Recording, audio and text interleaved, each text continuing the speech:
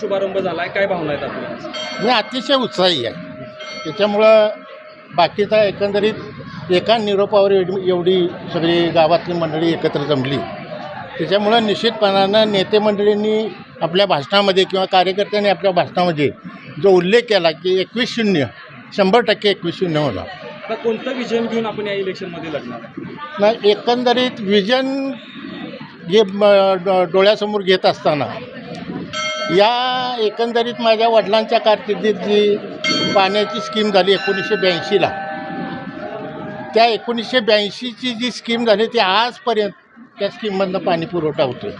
सांगण्याचा माझा उद्देश एवढाच आहे. मगाशी आमचे युवा नेते वीरेंद्र मंडलिक बोलले की नवीन पाणी पुरवठा योजना ही माझ्या कारकिर्दीत आम्ही मंजूर केली होती आणि मंडलिक गटाची ज्यावेळेला सत्ता आली त्यावेळेला ती मंजूर होऊन आली. सांगण्याचा उद्देश कसा की मगाशी जो तुम्ही प्रश्न विचारला त्या विषयावर आम्हाला काही जास्त बोलायचं नाही.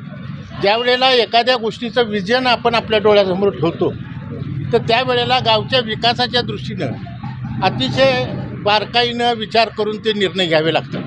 परंतु हे जे आता पाणी पुरवठा अपुरा होतो आहे या अपुरा पाणी पुरवठ्याचं काही कारण आहे. उद्याच्या काळामध्ये ती आम्ही दुरुस्त करणार आणि निश्चितपणानं 24/7 पाणी पुरवठा गावाला करणार.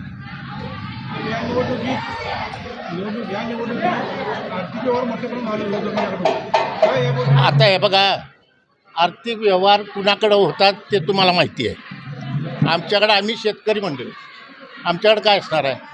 आम्ही एक प्रेमाचं दिलं तर एखादं जेवण देऊ, याच्या पलीकडे आमच्याकडे काय नाही आहे. पण आमच्याकडे एक गोष्ट आहे, म्हणजे जनसागराची गोष्ट आमच्याकडे आहे.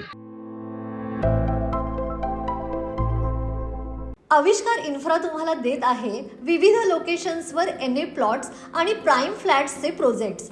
नंदिनी जाधव नगर, शांत निवांत कोल्हापुरात घर म्हणजेच नंदिनी जाधव नगर. मल्हार रामगिरी, तुमच्या स्वप्नातील बंगल्याची पहिली पायरी. मल्हार रामगिरी हातकणंगले. पॅनोरमा हिल्स आंबा, सह्याद्रीच्या कुशीत निसर्गाच्या सानिध्यात तुमचं स्वतःचं farm house. Padmavira city Jaysingpur, एक आधुनिक लाईफस्टाईल देणारा 1 and 2 BHK होम्सचा प्रोजेक्ट.